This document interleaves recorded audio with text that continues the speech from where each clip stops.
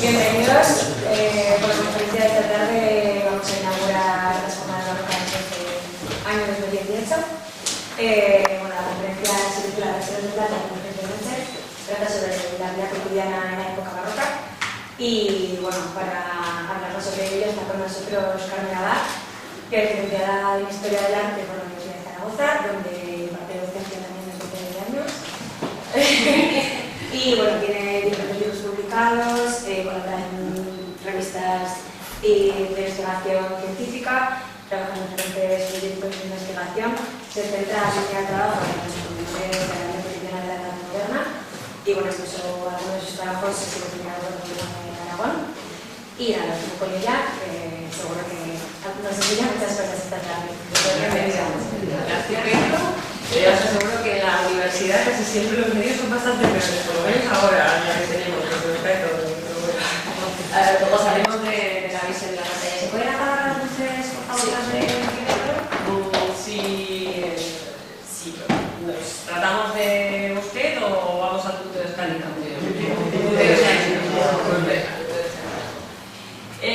Bueno, yo creo que ya sabéis bastantes cosas del barroco. Vivís en una villa barroca con unas jornadas estupendas y muy a menudo, sobre todo cuando se habla de arte y de cultura barroca, se habla de la obsesión por el tiempo. La cultura barroca es una cultura obsesionada por el tiempo.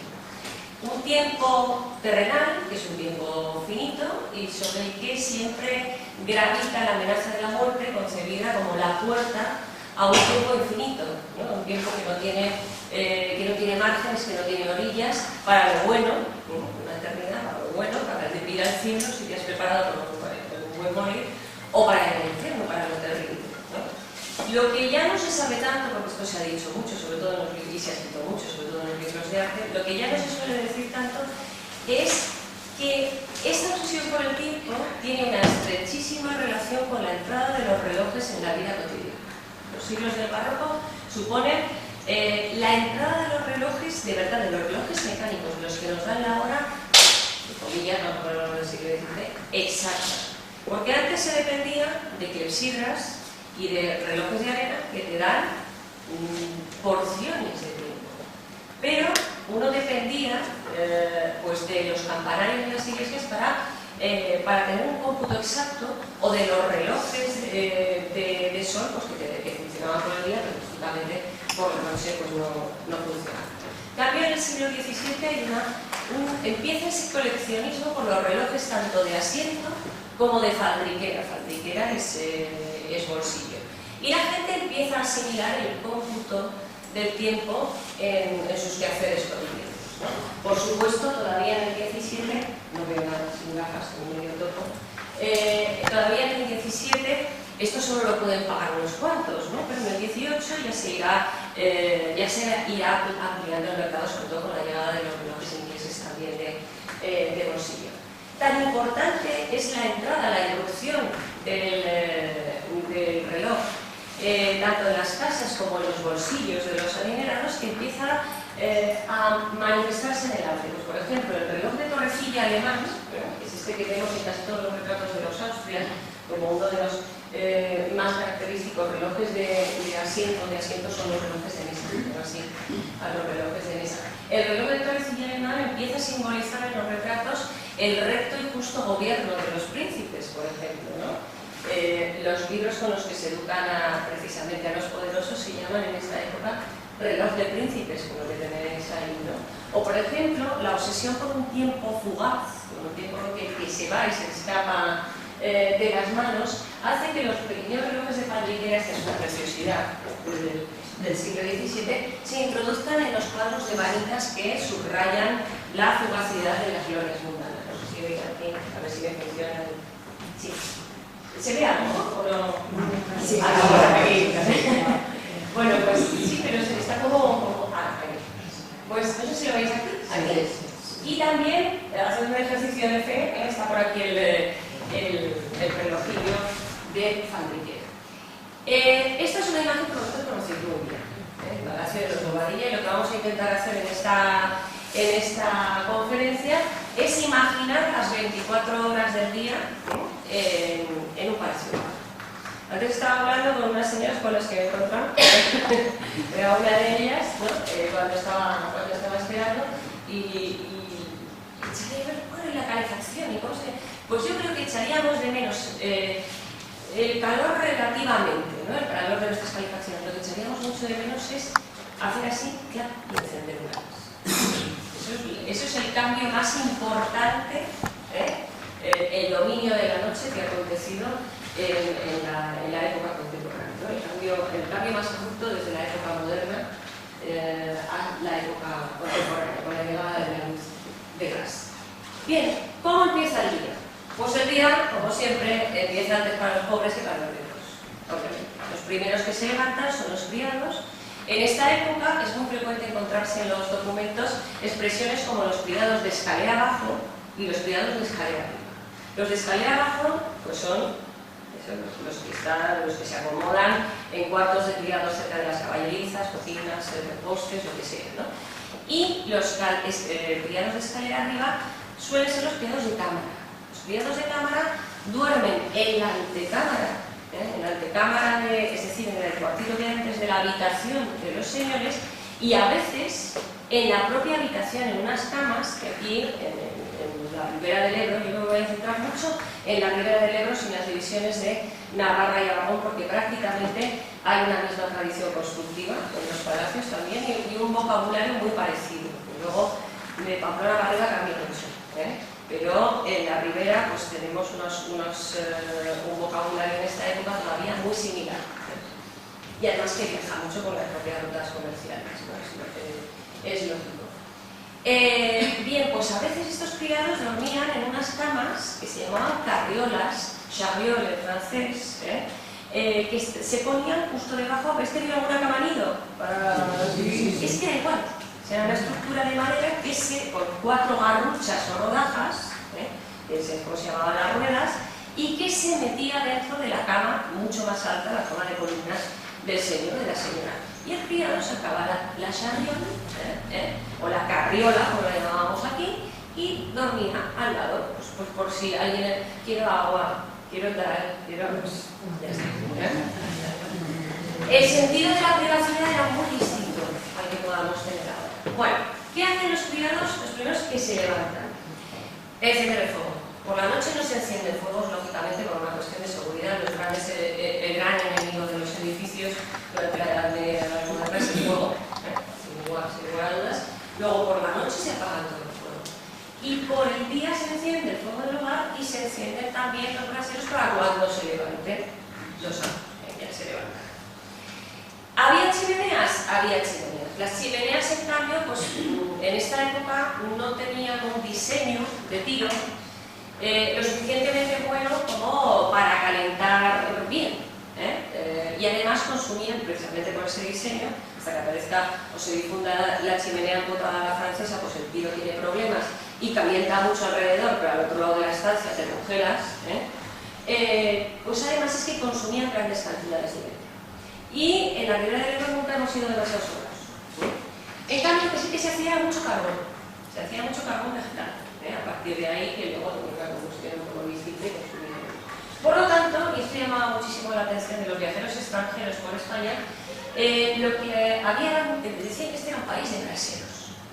Y en el siglo XVII, en el XVIII ya no, porque desaparecen, algunos llamaron muchísimo la atención de los viajeros extranjeros porque eran grandes braseros de plata. Imaginaos un enorme brasero de plata que, lógicamente, cuando tenías uno de esos lo ponías en el salón, en la sala de cumplimiento y no en otros espacios. Luego ya nos queda alguna fotografía del 19, de piezas más antiguas, pero la mayoría tenemos que se fundieron.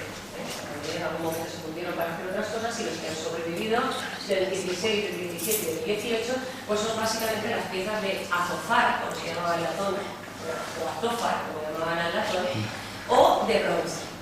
Estas son la mayoría. Se quemaba cisco, que es el carbón vegetal menudo. Ciscarse es una palabra que se documenta, ya sabéis lo que significa, no voy a ser más gráfica, se documenta por primera vez en el Tesoro de la Lengua de Sebastián de Covarrubias, publicado en 1611. Y ponerse chanchisco, que a lo mejor lo hemos utilizado todos alguna vez, viene precisamente de este combustible. Y en las habitaciones más delicadas, en las habitaciones, por ejemplo, como el estado femenino, algunos viajeros hablan de que no, de otro combustible distinto al cisco, el ERRAF, que ahora se está volviendo a poner de moda en la búsqueda de combustibles ecológicos. El ERRAF es una especie de carbón vegetal hecho a partir de los huesos de la aceituna después de la prensa para extraer el aceite. Y decían algunos viajeros, como la marquesa de Vivar, que desprendía al quemarse un vaporcillo muy agradable. Pero vamos, seguía oliendo a humo y a veces había trucos para que no oliesen mejor las estancias. Lo que lleva esta señora en la mano es un pomander, que se parece muchísimo a esto que hace unos años se puso de moda, los llamadores de ángeles. ¿Os acordáis? Ser llamadores de ángeles. Sería un pomander como una casa.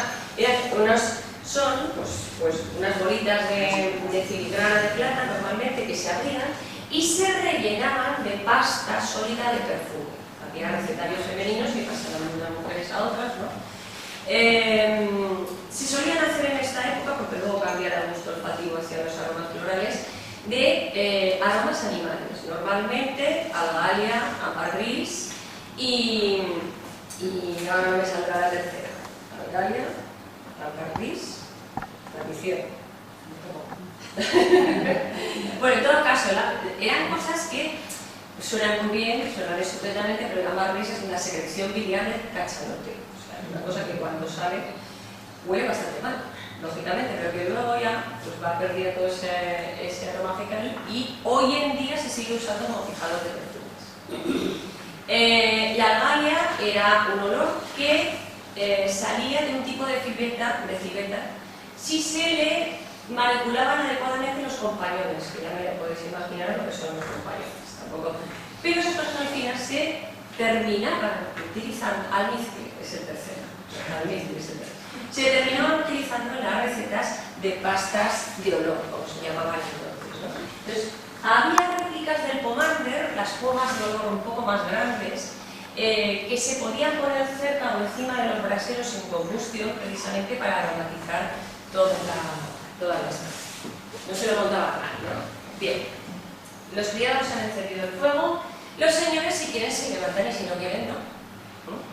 En esta época las mejores camas son, las camas de aparato son las camas de paramento. Lo que nosotros llamamos cama de dosel, se llamaba entonces cama colgada o cama de paramento, que tiene su cielo, sus cortinas, su rodacama o rodapié, su cobertor, etcétera, etcétera. En el siglo XVI habían aparecido las camas de columnas. Si veis cuadros del siglo XIV y del XV, fijaos que columnas no tienen y que el cielo está suspendido por unos cordeles del techo, en realidad. Es decir, que las camas de columnas aparecen en el siglo XVI y en el XVII todo el que tiene dinero tiene cama de columnas, pero además hecha con las maderas traídas pues, de los lugares más exóticos. Por ejemplo, ¿qué es lo estupendo? Pues la caoba, el ébano y también las maderas la madera de granadillo con apliques bronceados. Estas camas normalmente venían con madera de India, se hacían en Sevilla y se difundían a quien podía comprarlas, evidentemente. Los paramentos de cama podían superar en precio a las piezas de plata más grandes que tuviera en una casa. ¿Por qué? Porque algunos de ellos, podía ser los de Damasco, podía ser los de terciopelo, eran de brocado, y el brocado es una tela, brocado, no brocate, que luego es una versión barata del brocado, en la que el tejido está hecho con hilos de seda, entre los que se entrelazan hilos metálicos de oro de plata. Pero de verdad, o sea, no de mentira. O veis que en muchas de estas camas hay como un reflejo dorado en los flecos. Los flecos, cuando son del mismo color, están hechos en seda, se llaman flocaduras. Y cuando tienen ese brillo metálico, porque interviene el hilo entorchado de plata o de oro, se llaman rapacejos. El vocabulario es maravilloso, el vocabulario es verdaderamente de lo más grande. Bueno, el señor y la señora duermen en cuartos separados. Esto del dormitorio conyugal hasta el siglo XIX. El dormitorio se utiliza para que él y ella se vean cuando normalmente él quiere. pero dormir cada uno, cada mochuelo a su oído, nos entendamos, ¿no? Entonces, está por un lado el dormitorio del señor, por el otro lado el dormitorio de la señora. Lo que comparten los dos, o sea que en los dos tiene que haber dentro de la cama, algunos conoceréis este objeto, es una benditera. La benditera que tenías lo más cerca posible de la cama para ahuyentar al maligno, con agua que se traía todas las semanas porque había que renovar de la iglesia.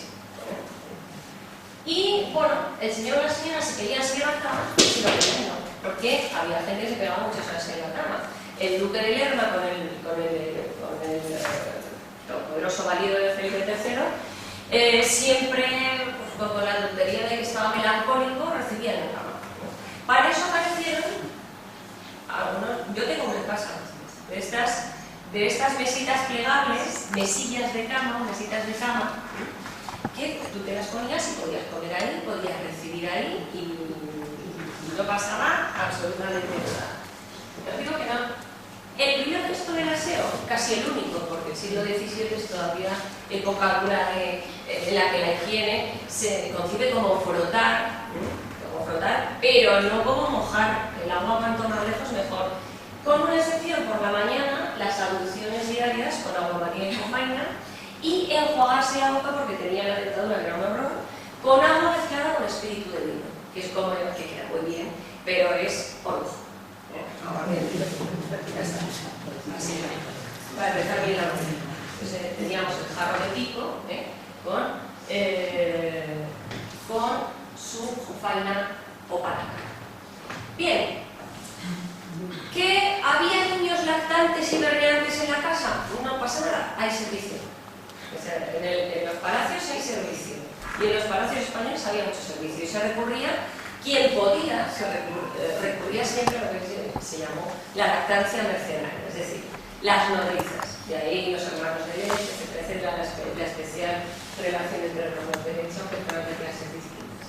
Los niños iban completamente fajados. Las primeras semanas de vida iban fajados hasta aquí.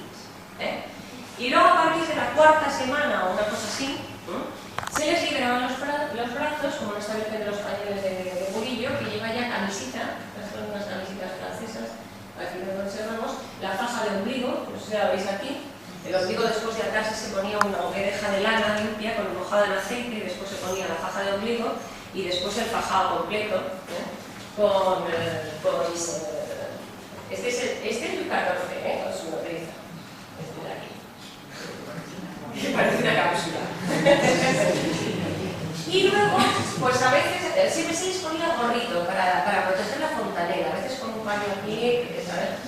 Y cuando salían a la calle o algo parecido, aparecían los encajes, o sea, el equivalente de encajes que son, pues, por ejemplo, los gambujes. Los gambujes o gambujes son las boquitas así de encajes para proteger la cabeza.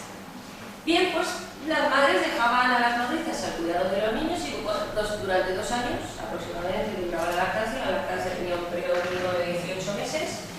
Y aunque no había acuerdo entre los médicos sobre cuándo destetar, decían, bueno, pues cuando el niño quiera morder, y se le estimulaba además dándole lo más rápido para que se le volviera a sacar los dientes, ¿no? Pues enseguida se decía que había que destetarlos, evitando hacerlo en agosto, en julio-agosto, o sea, en el punto álgido, por una razón, lógicamente, que toda la lógica del mundo. La leche materna no crea ningún problema de salud, ¿no? Pero una papilla puede crearlos. Esa es la diferencia. Había bastante. En época de Felipe III, bueno, los amuletos para criaturas, los amuletos durante la lactancia se usaron desde la Edad Media. Lo tenemos comprobadísimo. Lo que pasa es que a partir de Felipe III, estos empiezan a acumularse en una prenda nueva que se llama el ligero o cinturón de dijes, que luego, pues yo no sé cómo se llamará en Navarra, me imagino que en Navarra, el Pirineo Navarro se ha seguido utilizando igual que en el Pirineo aragonés hasta el siglo XX. Pero además que ya solo se les ponía encima de los faldones para llevarlos a bautizar y se llamaba rastra de cristiana. Pero son los herederos de los ligeros. La Iglesia los permitía perfectamente, ¿eh? Es decir, algunas de las piezas de hecho estaban bendecidas, ¿no? Como las ceras de Agnus Dei, pues se hacían en Roma y se distribuían por toda Europa. Pero había una serie, digamos, de clásicos, ¿no? Por ejemplo, la mano de tajú, o de tajugo, que es de tejón. La mano de tajugo y la higa, que se podía hacer en distintos materiales, eran amuletos contra el ahogamiento o el fascinamiento. Es decir, se creía que muchas de las enfermedades provenían del mal de ojo, pero literal. Y entonces estos eran, se supone, los amuletos más potentes contra fascinación y ahogamientos. Había otros que estaban directamente relacionados con algunas dolencias específicas, como la castaña de Índias, que se creía que iba muy bien. Y iba muy bien, por ejemplo, para los aídos, contra el usagre, contra la erisipela, contra el azogue, el mercurio, se ponía el mercurio. Las avellanas o avellanas de azogue iban bien, se creía contra la alferecía, que es como se conocía la epilepsia infantil, o sea, había cosas. Ciencia médica entre comillas. Y luego algunas sustancias en particular. El coral, pues por asimilación con el rojo, para todas las afecciones de la sangre.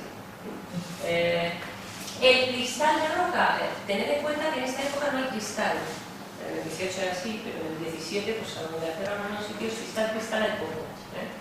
Se fabrica muy poco. Lo que hay es vidrio. Y el vidrio cuando lo cortas, o vira al verde o vira al marrón, pero no es totalmente transparente. El cristal de roca, que es un cristal natural, era el único cristal completamente transparente, se le llamaba cristal helado, porque se creía que era piedra helada o congelada, o algo por el estilo, ¿no? O agua congelada que se había petrificado, y por eso era completamente transparente. Entonces se creía que tenía muchísimas propiedades. Y claro, otra cuestión era los sonajeros. Esto es un sonajero, ¿no? El sonajero se utilizaba para entretener a los niños. Que es una de las hijas de Felipe III, llevaba un sonajero que en la época se llama mundillo cascabelero.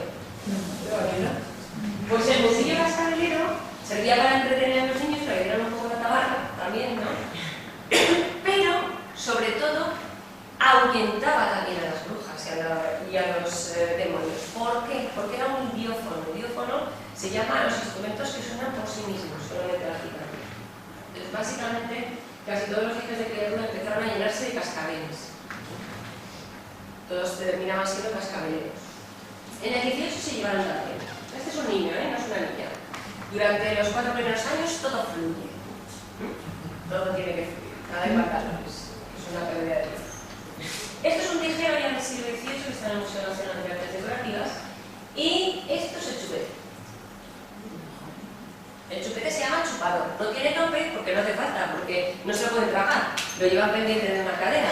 Se convierte en idiófono porque le suelen poner cascabeles y a veces el cabro convierte en esquipar. Este es de plata. Pero algunos se hicieron, sobre todo para la Casa Real, algunos se hicieron de cristal de roca porque añadía, digamos, a lo que era la principal función del chupador, que era como se llamaba el chupete, que era estimular la dentición, aplacar la sed. Se creía, precisamente por esa idea de que el cristal de roca era una especie de agua congelada petrificada que aplacaba la sed. Bueno, los niños pequeños, como he dicho, durante la infancia, la primera infancia es desde que se dejaban el fajado hasta que a los 6-7 años se les cambiaba la ropa, a los chicos se les decía al traje de galán. Es decir, que empezaban a vestir de corto. Es un poco al revés, ¿no? O sea, en la infancia se vestía de largo y luego se dice que los chicos, cuando se hacen mayores, empiezan a vestir de corto, en torno a los 7 años, ¿no? Pero hay unas prendas unisex, mientras, o sea, en esa etapa intermedia, que llamaban primera infancia, que va desde el fajado, desde la lactancia, hasta eso de vestirse de corto para los chicos. Las chicas, como las enseñan mayores, y ya está, para siempre. Bueno, pues hay una prenda unisex que podían llevar ellos y ellas que se llamaba el vaquerillo. Había vaqueros de hombres y de mujeres, con cortes distintos, de hombres para fiestas de toros y para juegos de parejas, de caballos, ¿no? La monta, porque se abría por delante, entonces era mucho más cómodo que otras prendas, y para mujeres para cazar, precisamente también, para que se pudiera abrir por delante mediante alamares, como se llama este sistema de los adultos, ¿no? Bien, pero los vaquerillos, es decir, los vaqueros para niños, no tienen nada que ver con los vaqueros que llamamos, sino con estas vestimentas unisex que tenían unas mangas, que son mangas bobas. ¿Veis que el traje que lleva encima, el vaquerillo, no tiene las mangas? Esto es el jugón que lleva. Llevan capas para dormir. Entonces, esto tiene unas mangas bobas, es decir, unas mangas inútiles por las que no se pasa. Que en este caso son mangas tubulares o de casata que venían muy bien cuando el niño todavía no andaba, porque las coges de andar. El adulto las cogía de andar, fijaos si pensaban. Y por supuesto en esta época ya había tronas, andadores, caballitos de juguete, muñecas. Eso sí, las muñecas nunca eran muñecas tipo bebé, eso aparece en el siglo XIX, eran muñecas que eran mujeres adultas, ¿no? Con las palmas. Veis aquí tenéis algunas de esas tronas que además tienen cosas que tienen ahora nuestras sillitas. Las sillitas cuando les ponen aquí algo para jugar para los críos, para que se muevan o algún depósito para que metan los juguetes. Pues estas, este es el pequeño Felipe, III. Qué bueno. Y estos son hijos de este. Estos son hijos de este. Bueno, volvemos. Dejamos a los niños, a los criados, hay otros criados, los de escaleras abajo, que están dedicándose pues, a la cocina, a las caballerizas, al patio, a lo que sea. Esta nuestra tiene un fregote bastante considerable, ¿no? Este es de Antonio Pereira, es un bodegón magnífico y vamos a fijarnos en algunas cosas. Esto es un calentador de cama, como estábamos comentando antes, y estos se han estado utilizando prácticamente hasta el siglo XX. Fijaos cómo está fregando. Esto es lo que se llama en la Ribera del Ebro la vacía de estregar. El estropajo está hecho de estopa. Y el jabón se hacía en casa, como se hacía, yo a mi abuela la he visto hacer jabón, o con grasa, con tocino, o con aceite y con sosa que se sacaba de una planta llamada barrilla que crecía espontáneamente en grandes cantidades, por ejemplo en las bardenas reales. Los moneros también, pero las bardenas reales también la barrilla para hacer la sosa con la que se terminaba fabricando el jabón. Bueno, estos son el material que, aparte del hierro, más se utilizaba para cocinar era el cobre. Ahora te compras un puche de cobre y es carísimo, ¿no? Pero antes era el más común. Pero el cobre tiene un problema muy peculiar, es que sale lo que nosotros llamamos carbonillo y ellos llamaban perdino o verdete. Y claro, es tóxico. ¿Cómo se solucionaba? Estañando las piezas al interior y renovando el baño de estaño cada cierto tiempo. Pero claro, estañaban con plomo, por lo tanto íbamos de Guatemala a Guatemala. Era difícil sobrevivir muchos años aquí. Y lo que veis aquí, esto es un enfriador. Yo no sé si habéis tenido heladeras en casa. Yo sé que tenéis estas heladeras de manivela. Pues este es el precedente, que se llama el enfriador. Y el enfriador en realidad es la botella de pollo angosto que podía ser de vidrio o podía ser de algún metal que se enfriaba antes, pues algún tipo de estaño, que se sumergía en una cubeta que llamaban corcho porque estaba hecha de madera de alcornoque, ¿vale? Y ya lo pesará. Y se hacía igual que con nuestras garrapiñeras o heladoras. Aquí se metía la nieve con sal, para luego enfriar el líquido que quisieras. Libar frío, que era como se llamaba a beber frío y hacer helados, sorbetes y garrapiñas según el grado de solidez, se puso de moda en el siglo XVI, pero ya todo el mundo estaba como loco en la corte en el siglo XVII. De hecho, se pagaba con nieve, de la que había los neveros municipales, pues, por ejemplo, a músicos. A mí me había que pagar con nieve, también, por venir a contar cosas, así como si fuera un juglar o lo que sea, porque se hacía un pago en metálico, por ejemplo, en la Casa Real se hacía el pago metálico en gajes, acordaros de gajes de oficio, y un pago en especie. Los pagos en especie se hacían en cosas que me gustaban mucho, pues a veces chocolate, efectivamente, chocolate y nieve. No sé si os acordáis del cuadro de las meninas, donde aparece esa enana que llaman la maribárbola. La maribárbola se le pagaba todos los años una cantidad de nieve para celebrar.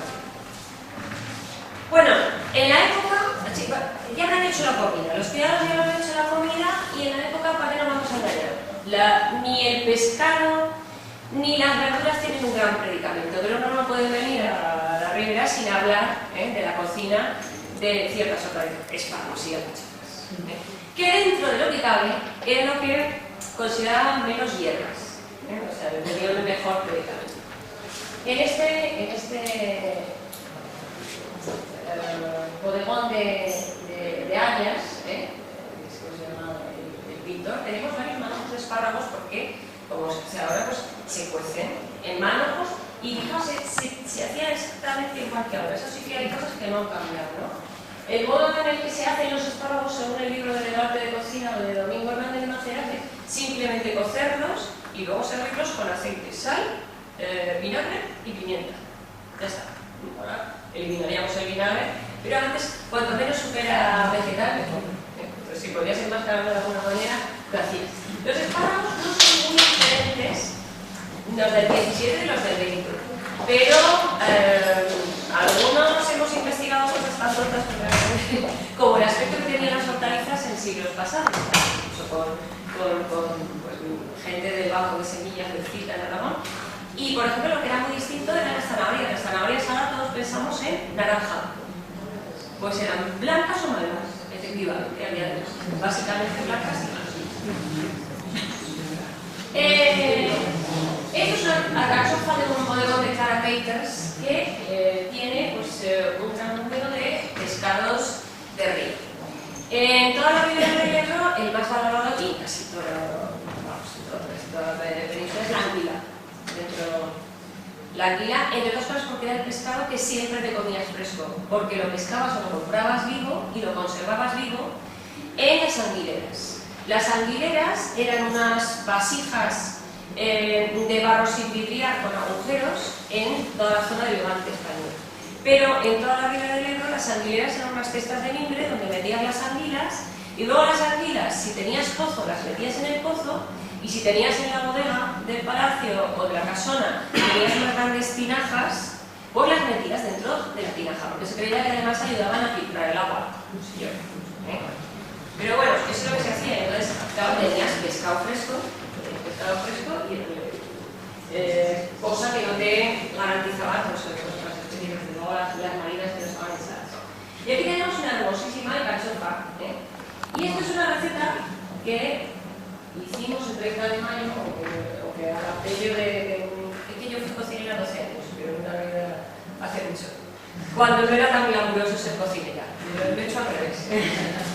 Entonces, pues bueno, adaptamos un menú de Martínez Montiño, que fue el cocinero primero con Juana de Portugal, pues con Felipe II, con Felipe III. Adaptamos una receta de alcachofas que si no, igual se la mando a Blanche, sale de miedo. Pero sale espectacular. Y fijaos que ahora estamos incorporando a nuestra dieta cosas como el cilantro verde por influencia pues, por ejemplo, de la cocina peruana, o estamos adaptando por influencia de las cocinas asiáticas el jengibre fresco, y estaban presentes en la cocina del 17. El 18 ya cambia un poco las especies, da prevalencia a las hierbas en detrimento de las especies exóticas, pero el 17 todavía usa mucho el cilantro. Y se hace con caldo de carne, con jamón, perejil, hierbabuena, cilantro verde, pimienta tostada, y dices, bueno, esto va a ser una bomba. Como hay que cocerlas, como se estofan mucho rato en barro, quedan fenomenal. Bien. Hemos dicho que los señores y las señoras dormían en habitaciones, el señor de la casa, digamos, y la señora de la casa duermen en habitaciones separadas. Pero es que además, pacto de no agresión mutua, pueden pasar la mayor parte del día sin verse. ¿Por qué? Porque existen en la casa y el palacio barrocos, existen espacios solo de mujeres y espacios solo de hombres. El espacio de mujeres, el estrado. Si habéis visto la película de Learino, El perro del hortelano, es una de las mejores representaciones de un estrado del siglo XVII. El estrado es una habitación de cumplimiento. Las casas más grandes tienen 3 estrados. El estrado de respeto, que es muy formal, el estrado de cumplimiento, que es donde reciben las visitas del ordinario, y el estrado de cariño, donde está justo al pie de tu cama, donde la señora puede recibir a sus amigas muy de confianza, pues por ejemplo si le encuentran. Estas son las relaciones. Pero pongamos que hay un solo estrado. Bueno, pues el estrado tiene que tener siempre una tarima, porque te vas a sentar a ras de suelo, entonces la tarima te aísla un poco del frío y de la humedad. Esa tarima puede ser una gloria, es decir, que puede tener un recoveco debajo para meter un sistema de calefacción portátil, por eso estar en la gloria, sentido. Bien, por supuesto, se alfombra o se estera, depende de la época del año. En verano, esteras de pleita de esparto o de palo. Y en invierno, pues tenemos las alfombras. Y se sienta, que esto llamaba muchísimo la atención de los viajeros extranjeros, se sientan sobre cojines, y las mujeres se sientan sobre cojines o sobre sillas siempre muy bajas. ¿Por qué? Porque están todo el día agotando, está todo el día, o se espera que esté todo el día dándole la hoja. Aunque las malas lenguas y sobre todo los escritores satíricos dicen que están todo el día dándole a las ingüesas. Pero se espera de la mujer decente que esté aquí, pues dándole la rueca, la aguja, etc. Bien, todos los muebles de esta estancia se hacen a la altura que van a tener las mujeres mientras estén ahí. Por lo tanto, las mesitas son muy bajas, los escritorillos son muy bajos, todo es muy bajito. De hecho, se les llama, y se les llamó en Hispanoamérica, muebles ratones. Una expresión verdaderamente bonita.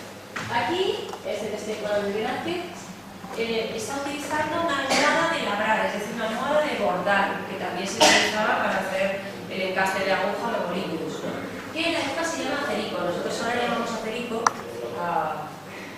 bueno, esto que tienen las modistas y los para pinchar, ¿no? Bueno, esa era una de las excepciones entonces, pero la almohada, el cerico de bordar, era exactamente esto. ¿Qué hacen las mujeres? Pues incluso las muy ricas, pues no tejían, no hilaban, pero sí que pues, adornaban o, por ejemplo, el ajuar. Ahora sí, ahora con el ajuar. Esta es una sábana de colección particular, que veis que está fechada, de 1677, y que pertenece a una colección particular holandesa. Y entonces lo que se hacía es pues, estos filtires y estas cosas para poner las iniciales. Lo que no hacían las ricas era naturalmente la colada. Para eso tenían el servicio. La colada era una de las operaciones más duras. O sea, se lavaba cada bastante tiempo. O sea, tú eras rico, tu riqueza se medía en la cantidad de ropa blanca que tenías. Así de claro. Si te cambiabas frecuentemente, eso significaba que eras muy rico, porque la colada no se hace para... O sea, tú ahora no pones una lavadora para los... Aunque sí, a veces lo hacemos. Pero es que la colada tenía unos tiempos bastante espaciados. Y si tú ibas muy blanco todos los días, significaba que tenías mucho recambio. Bien, pues la colada se hacía en el cocio. En el cocio, ¿qué es esto? Y lo que se hacía era recoger del cenicero, del hogar de cocina, toda la ceniza sobrante y hacer la cernada de lejía. Entonces, pues se ponían unos paños aquí encima, llamados cernaderos, toda la ropa se ponía aquí debajo y se echaba agua hirviendo a través de ese paño y de esa ceniza para blanquear la ropa que ya era. Esta es la época también de los grandes cuellos almidonados. Aunque mucha gente sigue hablando de gola o golilla. No volvéis a decir nunca jamás que esto es una gola. La gola es plana. La gola no tiene abanillos, que es esto. Esto es lo que siempre se llamó en aquella época cuello de lechuguilla. Los cuellos de lechuguilla empiezan siendo así y terminan siendo así. Y están directamente relacionados, esto lo han hecho los estudiadores de la economía, con las hambrunas. Cuando se dice, bueno, es que el pueblo estaba hecho polvo por la escasez de grano, y piensas que eso se debía única y exclusivamente a que los poderosos cogían todo el grano para algo alimenticio. No. Del grano se extraía el almidón. Y esto exigía grandes cantidades de almidón. Enormes cantidades de almidón. ¿Cómo se hacía? Primero se prensaban en unas planchas de madera parecidas a las imprentas de tornillo, muy parecidas, ¿no? Y luego lo que se hacía era calentar unos hierros como estos que veis aquí para abrir los abanillos, hacer estos huecos. Luego aparte llevaban un soporte, que no sé si veis aquí, un soporte con piezas cintineantes de plata, de la época más. Y luego, como tiene ese blanco azulado, se conseguía añadiendo unos polvos azules al final, como el azulete que lo ponemos ahora. De que fijaos Y esto se ponía también a los niños. Los manteles, otra tarea de los domésticos, que también. Nosotros ahora, en Navidad, pondremos el mantel que tenemos de la familia y no sé qué, y si lleva dobladuras de estar doblado todo el año, dobleces como llamamos nosotros, dobladuras lo llamaban entonces, corre, coge la plancha enseguida y quítalas. En esta época, los siglos XVI y XVII, el XVIII ya se han abandonado un poquito esta costumbre, lo que se hace es justo lo contrario, coger esas planchas especiales y marcar las dobladuras. ¿Por qué? Porque es la época, esta es de la vieja colección particular, este es una Draga Miguel Ángel, de un mantel maravilloso del XVII, flamenco. Si tú haces dobladuras, tened en cuenta que no hay luz eléctrica. El dibujo de los manteles adamascados se ve mucho más que si no marcas las dobladuras, porque estás a la luz de las velas. Pero si tienes un mantel adamascado, ¿cómo vas a prescindir de que se vea que ese mantel es adamascado? Que además puede tener las armas de tu familia tejidas. Esto es un aparador. Si ese día la familia, digamos que celebraba un banquete, si ese día celebraba un banquete, se ponía al lado de la mesa lo que se llamaba el aparador, lo que nosotros seguimos llamando el aparador, que es una estantería de distintas gradas que se tapa con manteles, donde se pone la vajilla, que es de ver pero no de tocar. O sea, la de plata sobre dorada, la buena, ¿no? Y aquí hay varias piezas características de la vajilla del entonces. Esto es la copa más valiosa para beber vino del 17, es un verdegal de bocados. Y normalmente pues llevan, ahora veremos lo que llevan al interior. La pieza que antes se pone en una mesa y es la última que se quita, también, es el salero o el especiero, para que se vea que la casa es rica y tú te puedes echar sal, te puedes echar pimienta todas las veces que quieras. Eso es lo que manda la etiqueta. Estos son los escarlatientes, que también se pueden poner, o sea, los palillos de toda la vida, lo que pasa es que todos llegan a ser de oro, ¿no? Pues, no pasa nada, ¿no? O sea, el sentido del pudor es distinto. Esto es el bernegal de bocados. Muchos bernegales de bocados llevan en el fondo, este sí que lo llevas desde del pecio rescatado de Galeón Catocha, llevan una piedra vestuar. Que a algunos os sonará con Harry Potter. Bueno, pues la piedra vestuar es un cálculo que se encuentra en el sistema digestivo de algunos rumiantes y que se creía que en contacto con las bebidas emponzoñadas era un antídoto contra el veneno, un potente antídoto. Entonces, claro, pues todo el mundo se ponía las piedras vestuares dentro, engastadas dentro mismo de las... Bien, el agua no tenía un gran medicamento, pero se le daba un poco de saborcillo. ¿Os gusta el agua de botijo? Porque ¿a qué tiene algo? ¿No? Tiene como un ligero sabor que es distinto. Pues esto ya se apreciaba mucho en España y no lo veían con demasiado agrado algunos viajeros franceses, sobre todo en particular, porque se usaban las alcarrazas, es decir, sobre todo las sevillanas podías pagar una alcarraza sevillana, o sea, las fantásticas, las que quintas turbarán básicamente, y las que aparecen, por ejemplo, en este murillo de las santas José Rufina, que como eran hijas de alfareros, pues por eso llevan como atributo pues, algunas piezas ricas de cerámica. Tenían una peculiaridad, es que no estaban vidriadas, y entonces el agua, como en los botijos, se enfría por condensación. Cuanto más calor afuera, pues más fresco se mantiene dentro, ¿no? Eso por un lado. Pero es que además se hacen con unos barros especialmente fragantes para que den un saborcillo así un poco a humedad. Aquí está el enfriador también. Bien.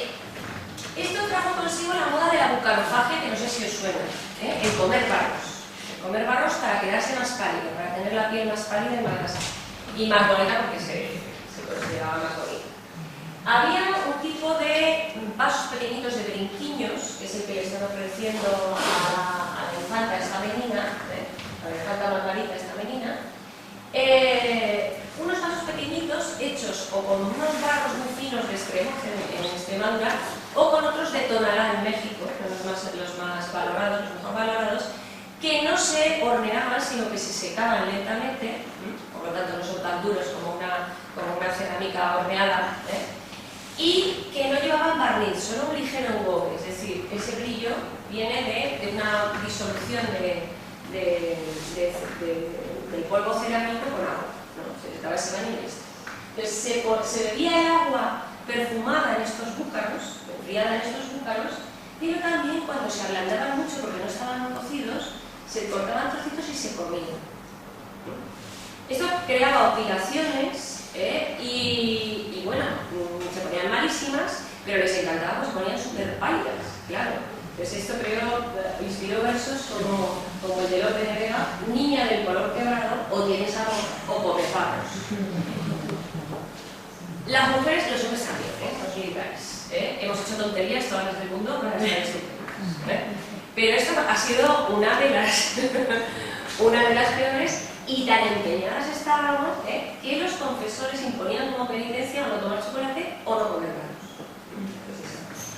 Bien, ¿el señor dónde estaba? El señor estaba en su estudio.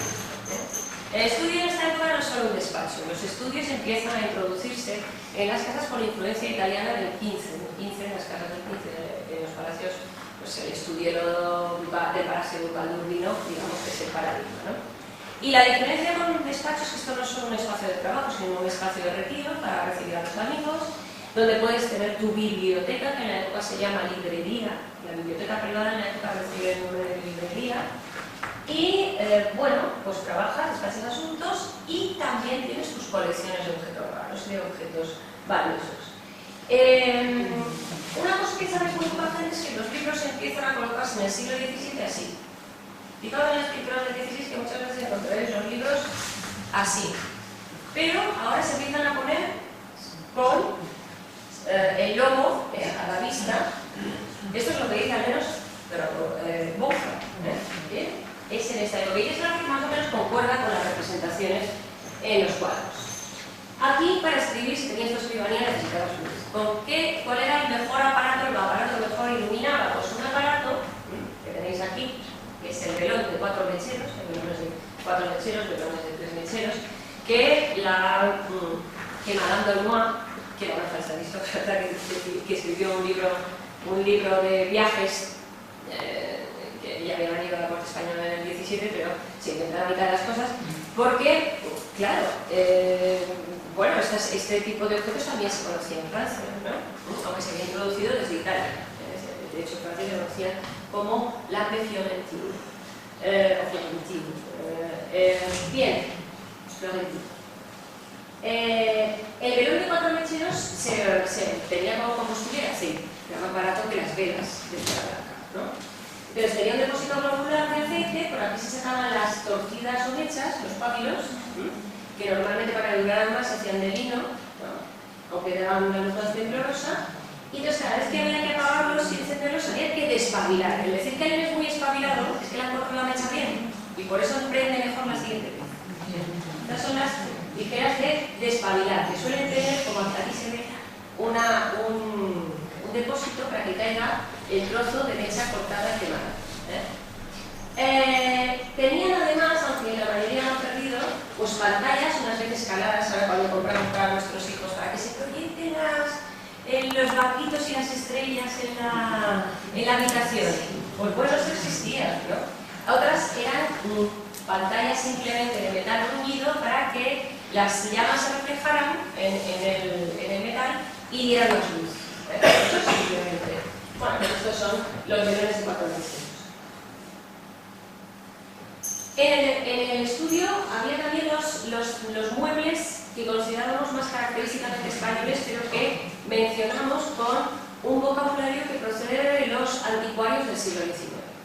Pues yo voy a decir bargueño y taquillón, ¿a que sí? Pues ni bargueño ni taquillón, porque en la época no existía ninguna de las dos palabras. Esto es lo que se llama un escritorio, que cuando tenía las babetas o cajoncillos a la vista, pues solía llamarse escritorio, contador o papelera, y que en la zona de la Ribera del Ebro, cuando tenía una tapa o tablero, se llamaba arquimesa.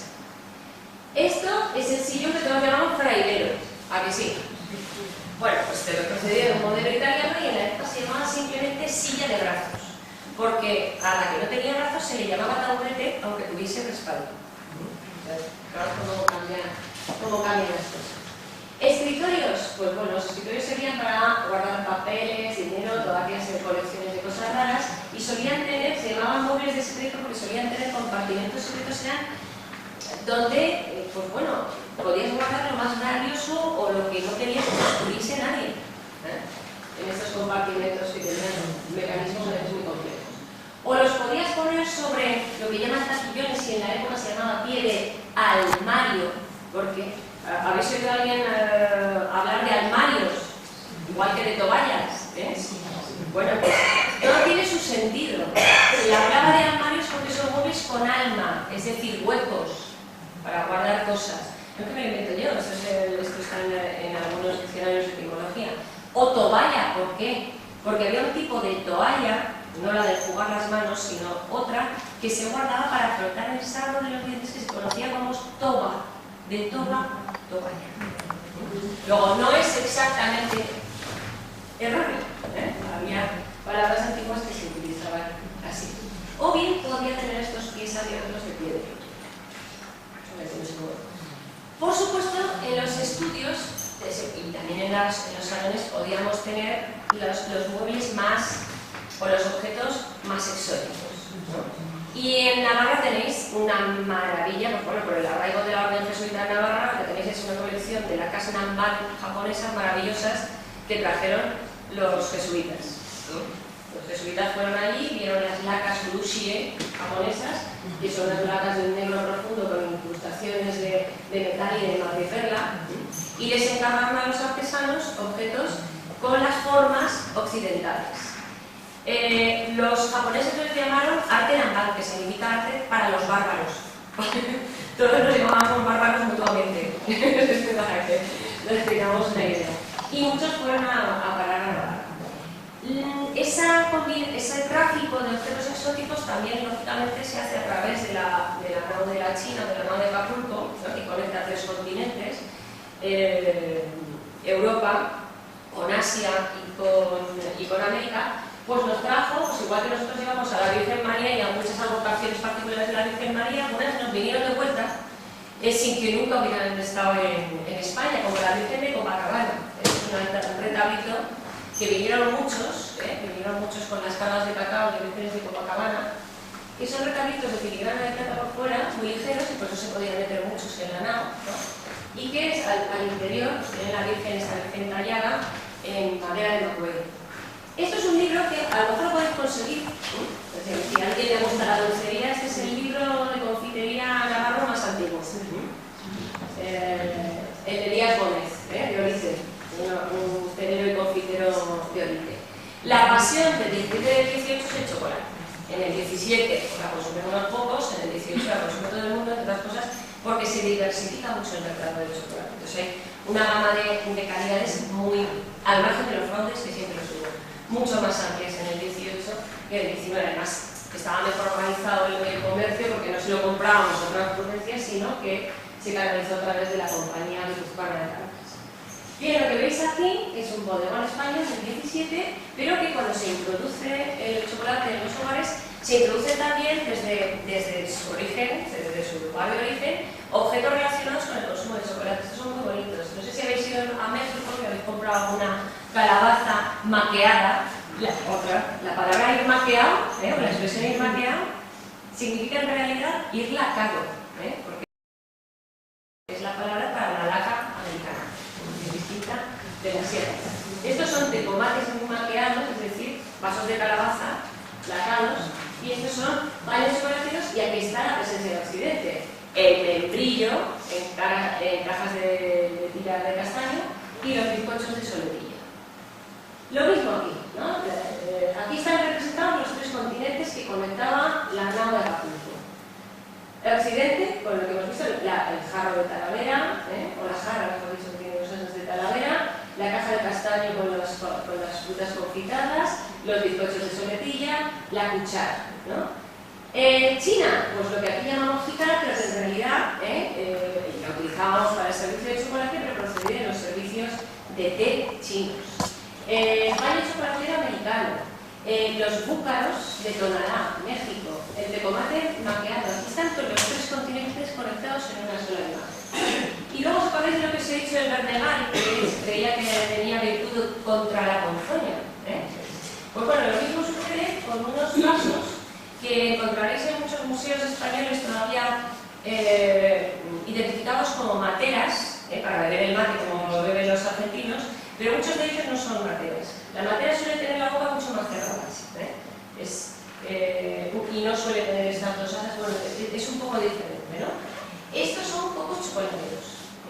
Entonces, los españoles vieron que los indígenas bebían en cocos pulidos con piel de tiburón, de tiburón y con cristales, pulidos con cristales. Y empezó a haber también un mercado indígena de cocos de estos un poco actualizados al gusto de los españoles, pues añadiéndole plata, toque brille, ¿no? Pero es que luego, claro, como una de las paradas fundamentales de la Nava de Acapulco era también Filipinas, los filipinos, que también estaban muy acostumbrados a trabajar el coco para hacer sus vajillas, pues también empezaron a hacer cocos chocolateros. Aquí lo que llevamos llegando al final. Esto es el refresco de la época. ¿Ves cómo vamos de tiempo, Blas? ¿Estamos bien? Esto es la aloja.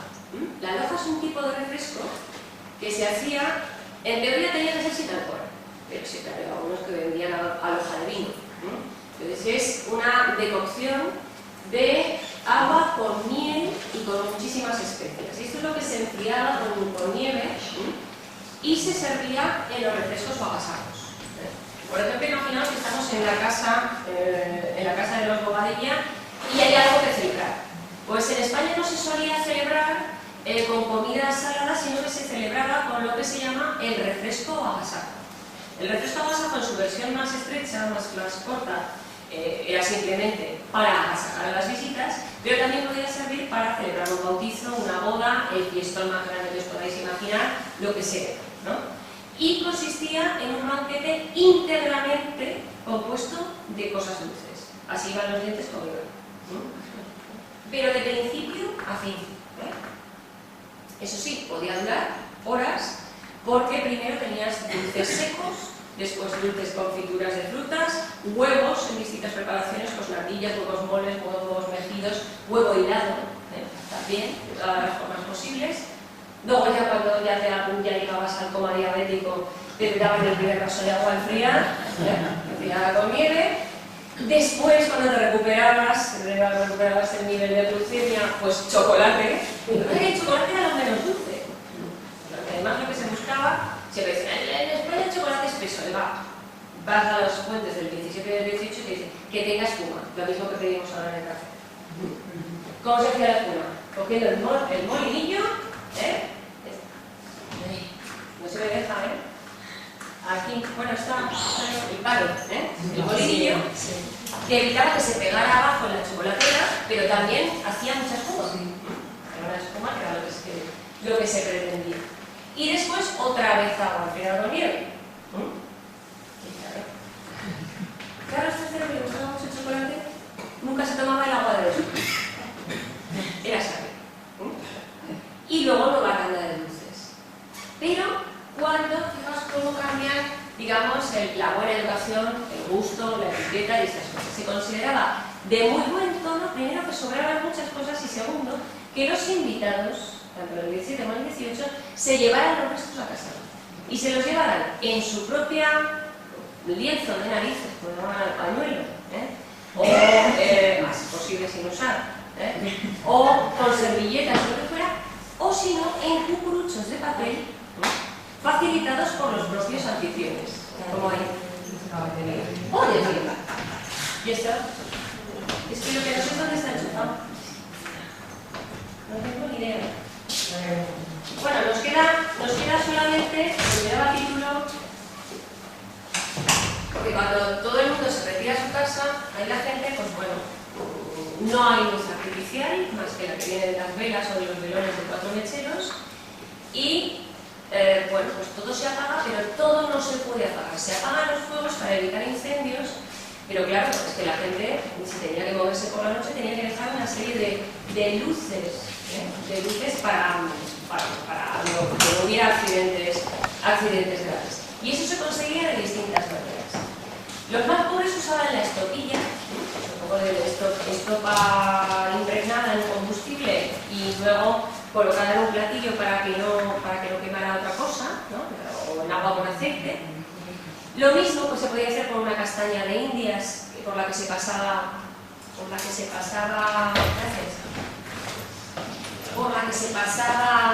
mecha conducida y se metía también en agua y aceite. Y por último, pues, por ejemplo, para los cuartos de los señores se podían utilizar las bujías de morterete o los cabos de noche, que es un poco lo que vemos. Lo que está mirando ahí en San Francisco es una aparición divina, ¿no? Pero la he cortado porque si no cabía todo, no se veía bien el cabo de noche, o la bujía de noche, que es, si os dais cuenta, muy parecido a los candilitos estos que ponemos también, pues ahora, por ejemplo, en los faroles donde las linternas de noche, son prácticamente iguales, pues también se llamaban, según las ciudades recibían distintos nombres. Pero luego estaban los más ricos, los que podían permitirse todo. Absolutamente todo. Y estos optaban por comprarse unos relojes maravillosos, llamados relojes nocturnos, ¿no? Muchos venían de Italia, estaban hechos en ébano, y tenían pues, preciosas pinturas y una parte de cristal bastante transparente. En algunos sitios sí que se hacía el cristal plano, pero era lo que se llamaba el cristal óptico, que se utilizaba para los quevedos y demás. Y justo detrás tenían un depósito para colocar una pequeña vela o un cabo de noche, de manera que tú veías la pintura preciosa esta iluminada durante toda la noche. ¿Vale? Imaginaos los que podían pagar esto, y volviendo a esta cultura del barroco obsesionada por el tiempo, pues bueno, si no conseguían conciliar el sueño, al menos podían deleitarse pues con esta visión y reflexionando sobre la auténtica obsesión del barroco, del pusfuri. El tiempo se va. Y se nos ha ido.